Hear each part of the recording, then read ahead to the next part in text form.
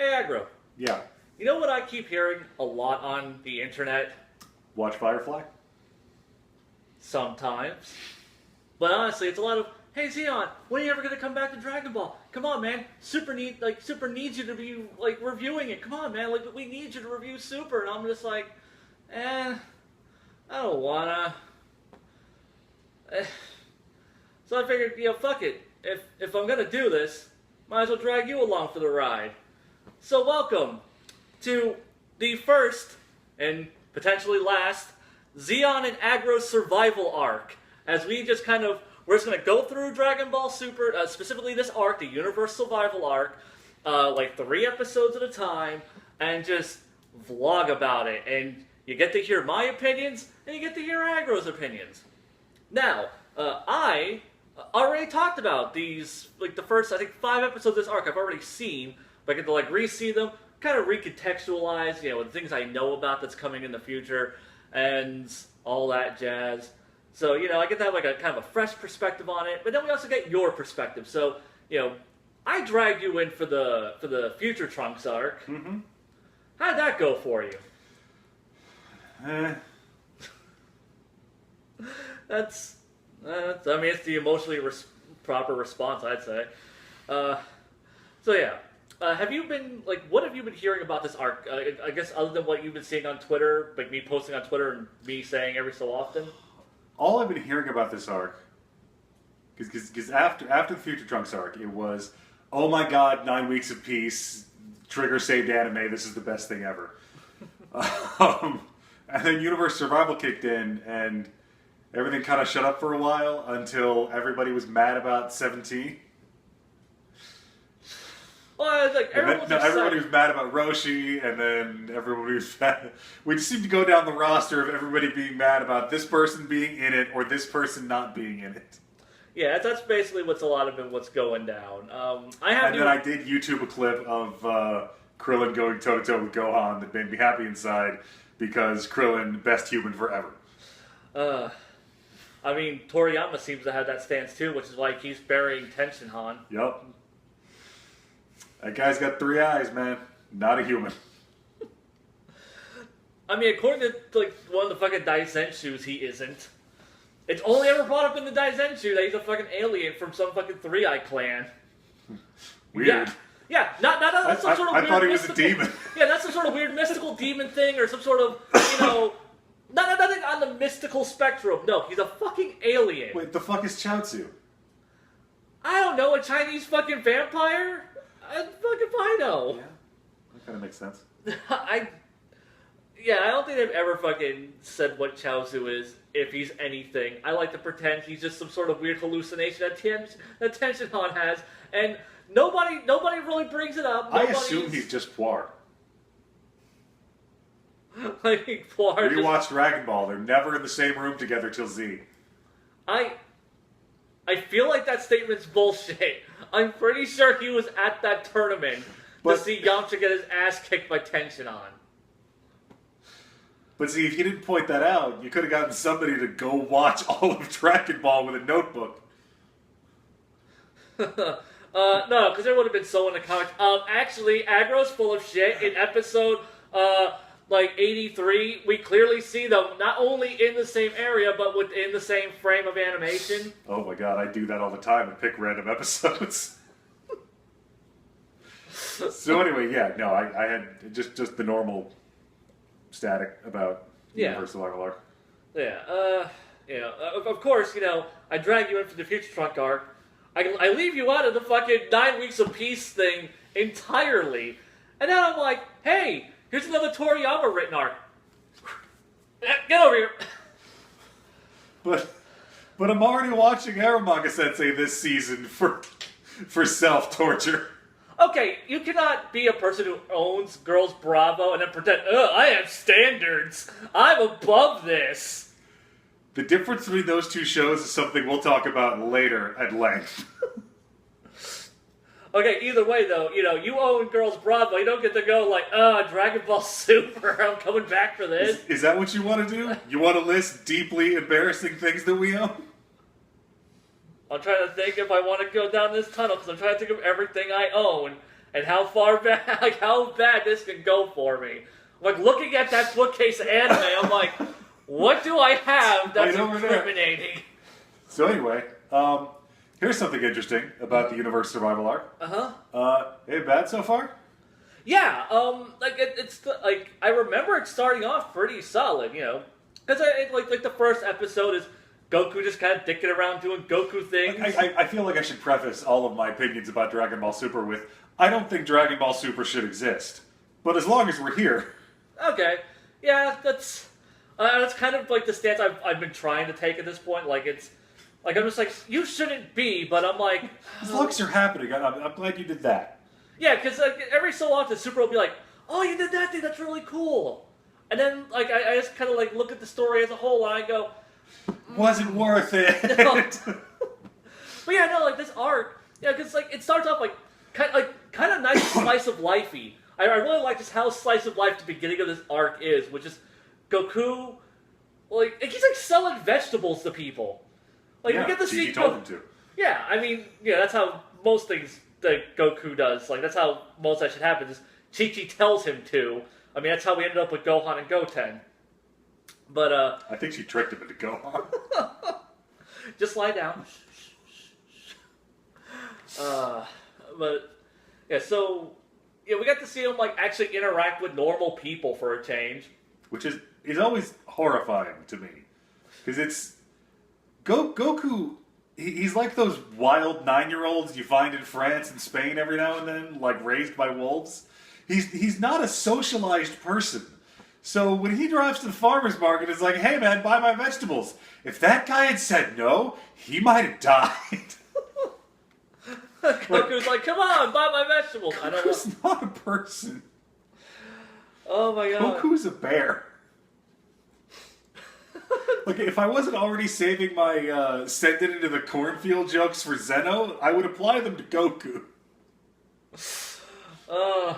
So, yeah, and then, like, you know, he like, what was it? Like, some people have, like, their vehicle that's all fucked up. And...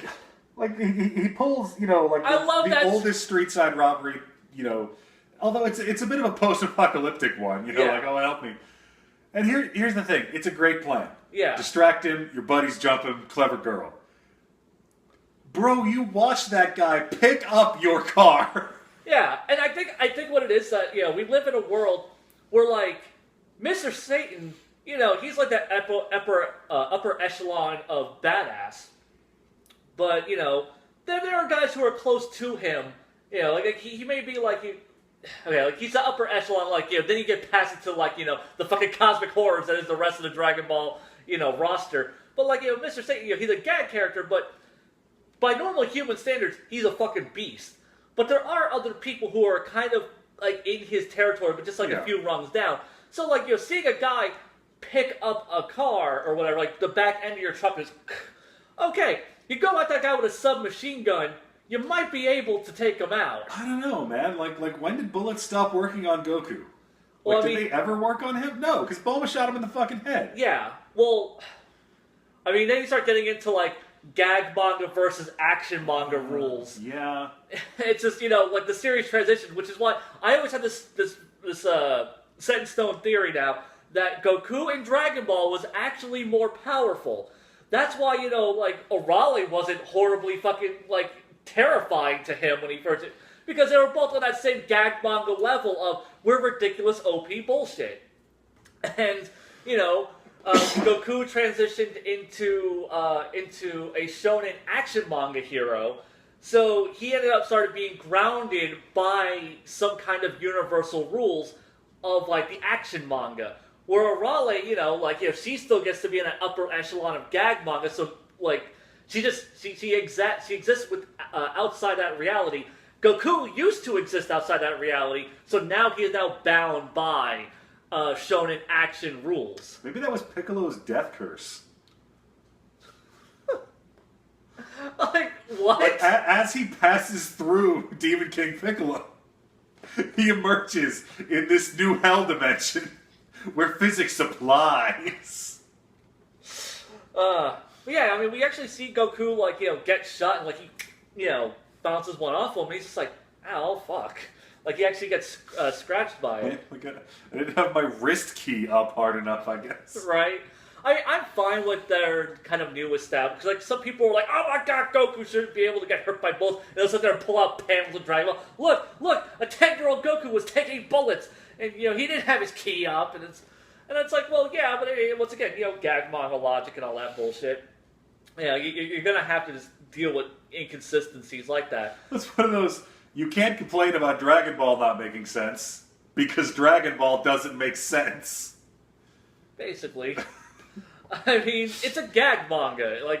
Dragon Ball was it was a gag series. This, it has different rules and shit. I mean, it's the same continuity, the same events happen. I mean, on the whole, Dragon Ball's a lot like Christmas. It's not as great as everybody says it is, but, if you go into it with the right attitude, you can have a lot of fun. That's honestly the most profound thing anyone has ever said about the Dragon Ball franchise ever. Wow. This fan base needs to get its shit together. We need a Digibro is what we need. And I don't want to be it, so no. We need to make Digipro watch Super. So, was this the arc where they started that new filter? Yes. Yeah, the new animation filter started this arc. Because the show doesn't look like ass anymore. Well, I mean, it depends on who's animating. These first few episodes look really rock solid. Yeah. Where I would say the majority of the Future Trunks, like the beginning of the Future Trunks arc was just like, ugh. But then like by the end of it, it kind of like leveled off. Yeah, they figured it out and started spiking the action scenes. And which it looks like happens near the end of this arc, because fucking, I've been seeing those screenshots of Gold Frieza. Yeah, like shit gets pretty crazy from what I've been seeing. That's that motherfucker Shida. Now Shishida comes in every so often, him and Tate, which Tate actually animated that Kid Buu, or not Kid Buu, that Majin Buu fight that we saw earlier. So yeah, whenever they got their top guys in there for the big spectacle moments, it's looking good. It seems like that's what they're doing now. Is just okay, you do really good fights, and you're really good at this thing, and you're it seems like they're getting their schedules together a lot better. It took them a year of clusterfuck bullshit, but they're finally getting it together. The new filter, I really like. I kind of like that faux film grain thing it's doing. I like kind of the thicker black lines it's creating. Mm-hmm. So yeah, I'm totally down with the new aesthetic. Totally down with that new fucking theme song. Mm-hmm. Yeah, fucking Burst. Is it Burst Limit Survivor? I think, or Limit Break Survivor. There we go. Burst Limit was a shitty video game that people keep telling me isn't shitty. Was Survivor a Limit Break? What? Oh, you're talking about Final Fantasy VII? Yeah. I barely played that one, so. Yeah, I know. It's one of those things. So did I. Yeah, I know. You're all like, Final Fantasy IX. I'm like, I like 10. But yeah, so I like the new visuals that they're going with. And as you said, this arc actually kind of gets off to a pretty rock. It starts off all slice of life. We get to see pregnant Bulma. We've never seen a fucking just straight up like a character that was legit pregnant. Wasn't Chi-Chi, or did we time jump that? We always time jumped Chi-Chi when she was, because she got knocked up between Dragon Ball and Z, and then she got knocked up again. I mean, she had to have been knocked up before Goku went to fight Cell, but she wasn't showing. She just, that's why Team Four Star has that whole thing. You're gonna give me a baby before you go to this tournament. So yeah, she was probably maybe weeks pregnant by the time Goku died back then, and they did the next time jump. I really love about this arc that it isn't somebody showing up and going, oh fuck danger. It isn't a looming new enemy arriving. It's Goku going, man, selling vegetables is a bitch life. You know what I want to do? It's like, hey, I just remembered. I've got a button that takes me to the now dualistic god of the universe. I'm gonna go fight every motherfucker in creation. Honestly, that is great. I do love. It's good, Goku. I like how they find out every other universe is gonna get erased. Yeah. Other than the winner. That's heavy shit. Goku makes serious Goku face because Beerus is yelling at him, and Goku has learned to make serious face when Beerus is yelling at him. He's like, I understand what's happening. He doesn't care. He does not give a shit that this people, is happening. People are so angry at Goku over this. It's like this isn't Goku. Goku should be like, more mournful, blah, blah, blah. I'm like, No. Goku is a fucking idiot. Like, he's... Like, he does not consider this to be his fault. Yeah, no. Like, he's just like, why? I wanted to fight people. Like, he's like, I didn't know that was going to happen. Pierce like, we literally told you not to do this because of horrible consequences. Yes, he looks like a toddler. He's a cosmic horror. Like, this is, like, he is Lovecraftian, this universe-devouring bullshit. Yes, he looks like a plush toy, and he sounds like one, too. Don't fuck with... I love how Goku always just calls him Zenchan. Zenchan's like you call... I'll never get tired of people shitting their pants over how Goku treats Zeon. I love just how he keeps treating all the fucking upper echelons of gods. Like, he needs beers, he's just like, hi, I'm Goku, and he just fucking Kaio just clocks him in the head. He just keeps being stronger than all the gods in his universe, so...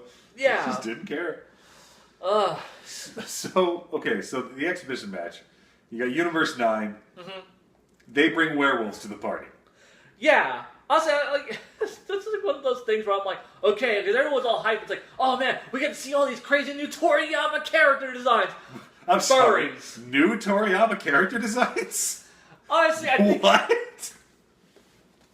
Yeah, I mean, it is one of those things where people were like getting super hyped to see like all the crazy new stuff that Toriyama was going to create and all the new fighters, and I'm like, guys, Toriyama has like 5 character designs and he creates like one new one like every 5 years. There's like at least 2 new girl Whis. Yeah.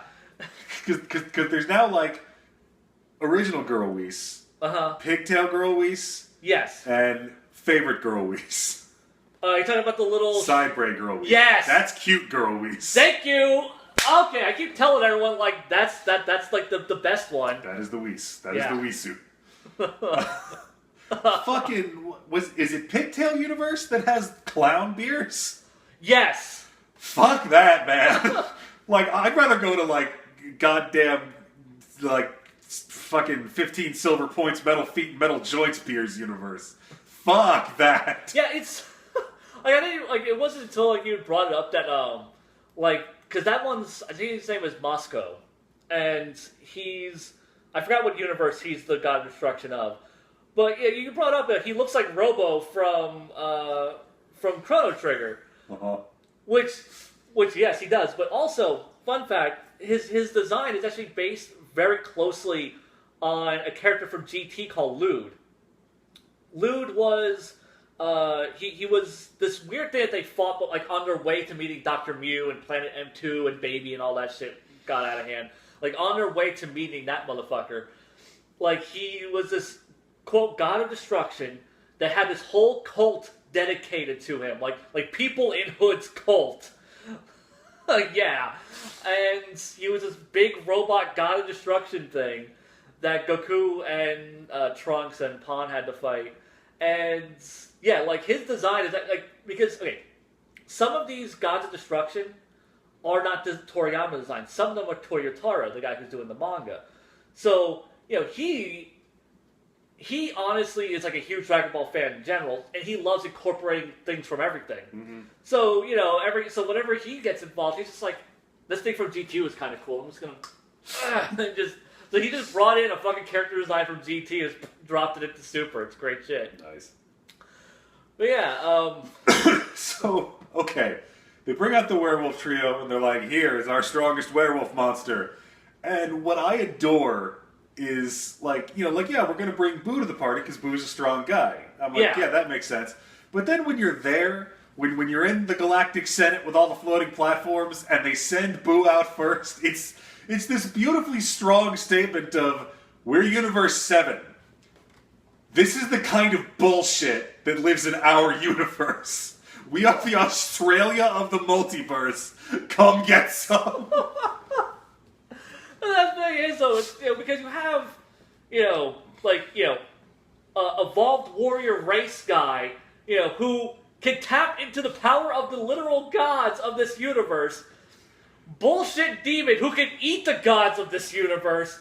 And then just the nerdy son of the guy who could tap into the power of the gods of this universe. There was that great moment where like they send Buu down, he starts getting his ass kicked, they cut back to the Universe 7 pod, and Gohan has this look on his face. Oh. This PTSD look on his face of, oh god, oh I'm in over my head again. Oh, what's happening? Why am I here? That is okay. For anyone who doesn't notice this, it's like it's obviously just like he was just kind of drawn odd for that. Like he was the a way the bad glasses hit the eyebrows. And yeah, he just looked kind of just beady-eyed, just oh shit, guys. It was a great fucking look on him. But I love when Majin Buu just starts getting his ass kicked, and everyone's just like, oh fuck, like not Universe 9 is nothing to fuck with. Basil the Kicker's gonna fuck this guy up, and next thing you know, just it's like, oh no. Also, Majin Buu's laugh is fucking horrifying because he just full on cackles.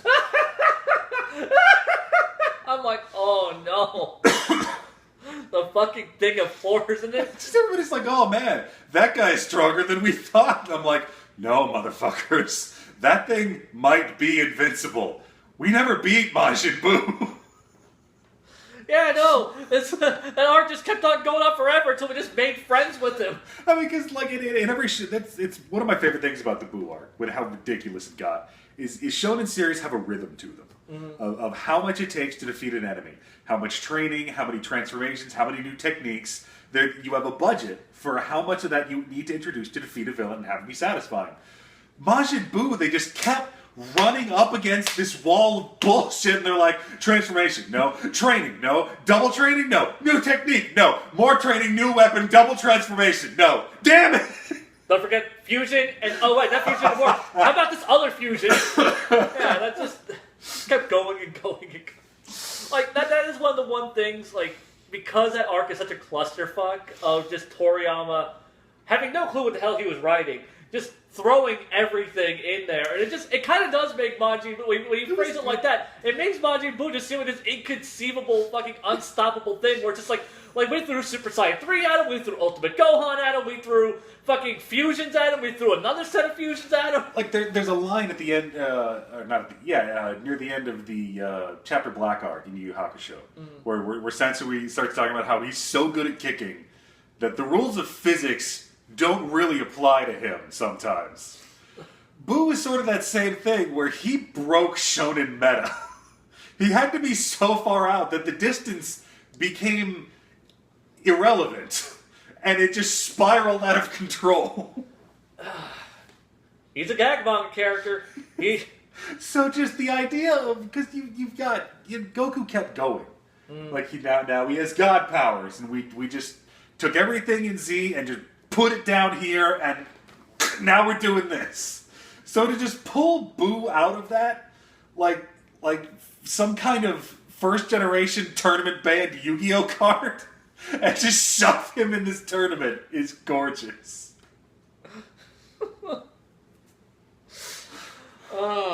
Yeah, just like I love the fact that we're finally getting to see Majin Buu do shit, be awesome, be part of the fucking team. Because that's one of those things, like, it is the Dragon Ball tradition of bad guy becomes good guy, now starts fighting alongside the good guys. And, like, Majin Buu just never really got that because he was, like, the last villain. I mean, he might as well just gone to hang out on King Kai's planet. In GT even, he like takes a shot for Oob, gets blown to pieces, and then merges with Oob, and then you have, Ubu, or Matu, or whatever the fuck you want to call him. So we never even got to see him in GT do anything, like, fight alongside the guys, be one of the heroes. And he keeps just getting fucked in Super, where, like, one of the few things I actually really liked about the Beerus arc of Super was they let Buu fight. Like, Buu got to fight, and, Beerus kept kicking his ass, of course. But Buu, being Buu, like, he get blown to pieces, reform, come back for more. He just would not give up, and it was fucking rad. And here we just, fucking, the Golden Frieza arc, oh, he fell asleep, we couldn't wake him up. Oh, the Universe 6 tournament, oh, he fell asleep, we couldn't wake him up. Here, he actually gets to fight Just again. somebody on the staff going like, guys, no, we can't put Boo in the show. He's broken. No, fuck that. He can...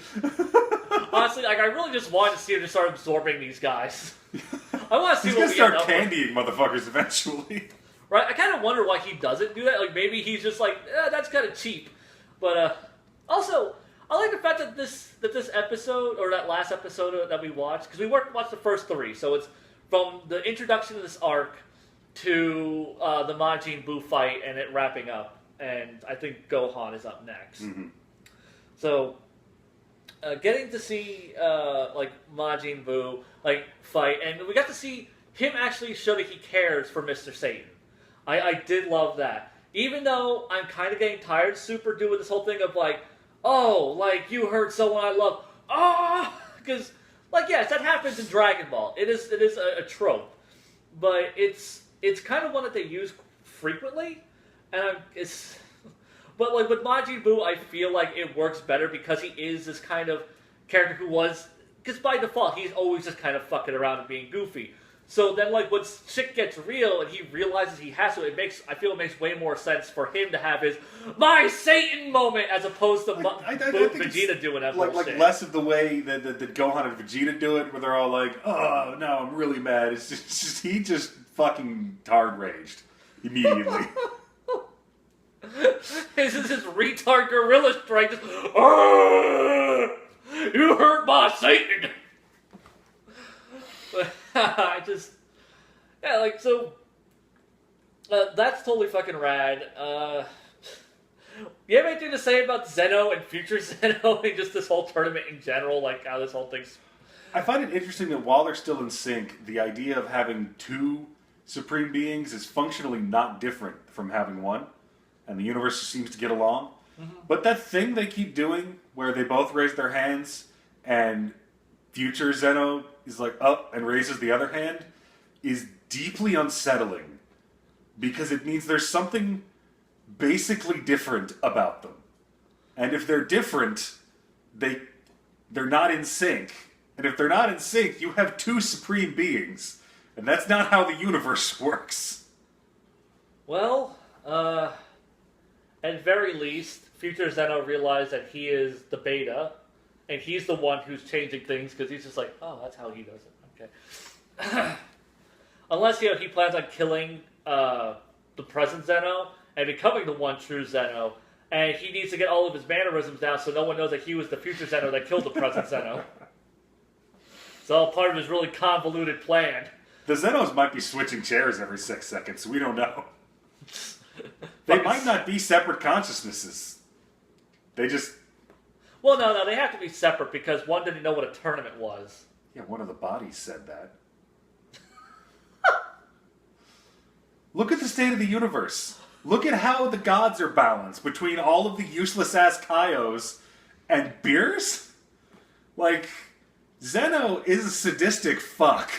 Okay, now that you bring up the Kaios and all that. Okay, so yeah, the god echelon goes... you have the god of destruction. He's separate from the all the others because you have the commies, which each planet has its own kami theoretically. Each intelligent planet has its own kami theoretically, and then beyond that you have Kaio. Then you have there's the 4 Kaios. Then you have the Dai Kaio, the Grand Kai, and then you have Supreme Kai, the Kaioshin, and then there's the 4 of them.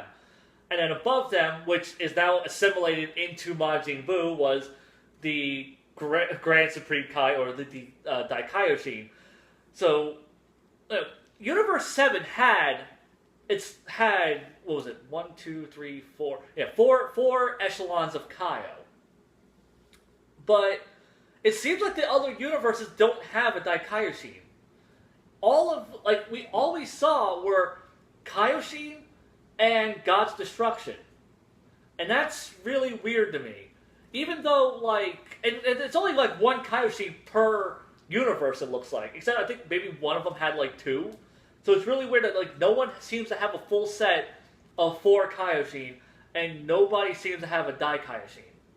And I don't understand why that is.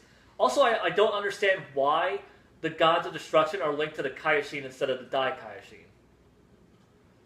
Like, I really wish... I have a feeling that just Toriyama forgot that the Kaioshin was a thing. And he forgot that was a thing. He forgot that that's what Majin Buu was part of.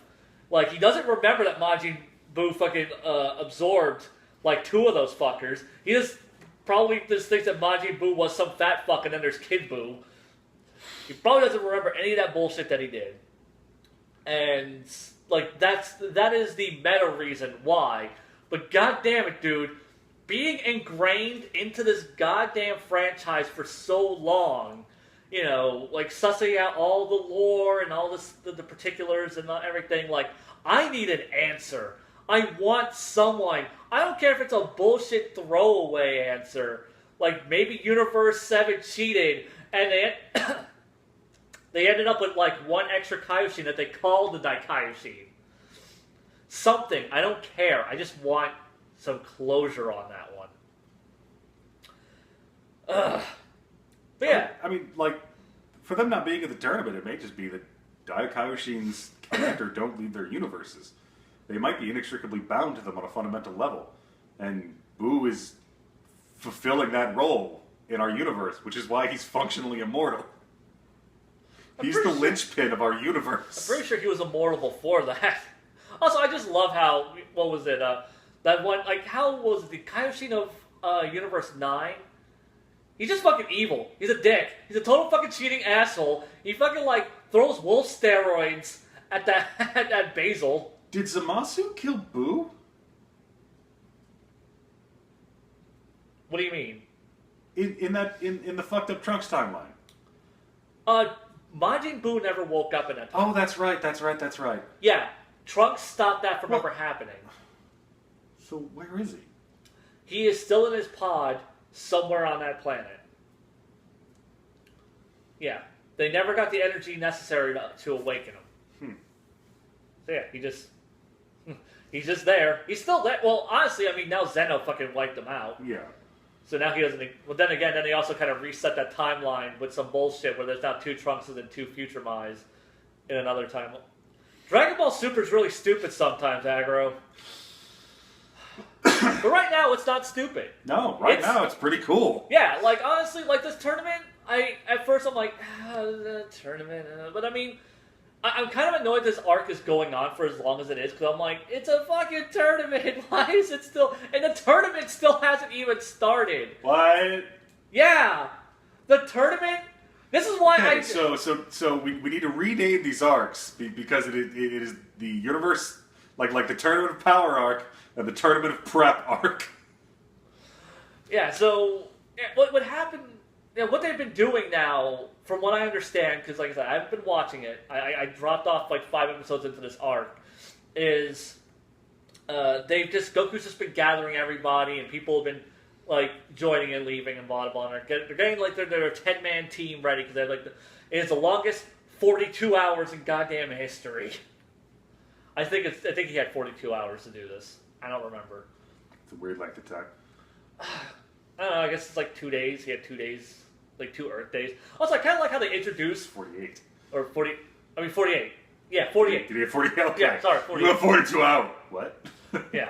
I think it's 48 hours. I don't remember. But then again, also, like, they have like that weird time calendar thing where it's just like the such and such millionth day of the king's calendar on the, like, the 100-something hour of the day. It's like... I want to... Like... Because I know, like, Toriyama, like, he very specifically, like, gave, like a year amount, or, like a day amount, but then, like, gave some bullshit time of day that couldn't exist on Earth, just so people couldn't, like, calculate how many days, like, how long, like, the Dragon Ball universes existed. Like, I know that motherfucker did that shit on purpose, so like, he's never gonna tell us how many hours are in a king's day. He's just purposely bullshitting his way around us just so we can't do the math, because he knows we'll do the math, and he doesn't want to be bound by that horse shit. I've always imagined Toriyama as this, cool guy sitting at a desk with interns running in going, hey, so some guys double-checked the thing you wrote? Man. Stop doing that. He punched a green guy. What did you think this was? Turns into a giant monkey. I named all the villains after food. Stop taking me seriously. I wonder if Toriyama honestly had. Maybe that's why Toriyama doesn't do public appearances. He doesn't. You rarely ever see him. He never does press conferences or anything. The only time you ever hear from him is in private one-on-one interviews that are pre-set up. And you can tell whenever someone asks him some fucking lore bullshit, and he just reaches far up his ass to just. He's like, time to piss off a nerd. I think sometimes I wonder if he just does that shit because, he has acknowledged that, Bibbidi, it stated that that Bibbidi found Boo, but totally no, whatever. That was the bullshit. Here's the real story. And then people start committing that to their official Dragon Ball lore. Blue's the strongest color.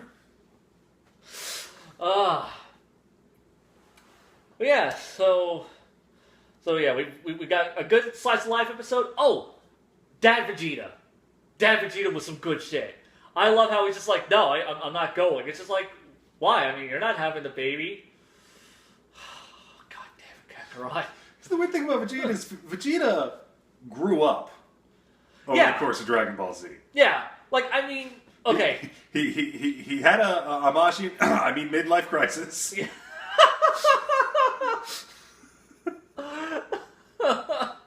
And I think it's really starting to bug him. He totally gets the whole warrior way of life, but he kind of needs Goku to grow up and be an adult friend sometimes. I wonder if just every so often, he wants to have, that campfire Star Trek moment with Goku, where they just kind of sit and talk, and, just have a moment, but he knows that Goku's just too goddamn stupid for it. But Goku's the closest thing he has to a friend. Nobody else on this planet likes him. He's not hanging out with Dr. Briefs. No. I mean, I'm assuming his wife likes him. I don't think they hang out. She every so often she just sees him leave the gravity chamber all sweaty. She goes, yeah, that's why I'm sticking around. I feel like they have movie nights. I mean, he has shown himself to be a capable father and husband. He took them on vacation. He goes to PTA meetings. You know he does. Where is that episode? Oh my god. Where is the episode where Vegeta has to remember to make brownies because he has been designated snack dad that week? I want that so bad now. Holy crap, where is that fan fiction? That's a problem. We didn't need Super. We needed a Vegeta slice of life anime. I've been saying I need a Dragon Ball slice of life anime ever since Super started, because that's the thing they're best at. Mm-hmm. But, oh my god, where is the fan fiction for that? Because, that's one of the things, this is how you know this fandom sucks so bad, is that, when Dragon Ball fans start making fan fiction, they're like, oh man, I'm going to write this cool action storyline that's going to be better than Dragon Ball GT and better than Super and all this other bullshit. And it's just guys, no, you're just doing fan pandering horse shit. And you're not even doing fan pandering as well as the show that does fan pandering. Stop. We never see people just doing cool, creative, here's a cool slice of life story, a day in the life of Vegeta, or a day in the life of Piccolo. Seriously, where the hell is the fan fiction of Piccolo just being a babysitter? Because he actually does that in Super. It's great. The cutest thing I've seen in this series, or in the entire franchise so far, is Pan going, Piccolo! And I was just oh! It's so cute! So goddamn cute! Huxertle Mountain. Dodge! So yeah, I really love Dad Vegeta in this. He's just no, I'm not going. Come on, we need to go fight in the tournament. No! Goku, I'm from space, and I was a prince, and I don't think I should have to explain to you why I'm not going to leave. I also love how Whis is kind of on Goku's side. It's I mean, you're not pregnant. It's just, you dumb motherfuckers. Because, he's between, like, a demigod and a retard. He's just, it's just like, learn social skills, you dumb fucks. You know who we should have brought to the Universe Survival Arc? Huh. Bio Broly.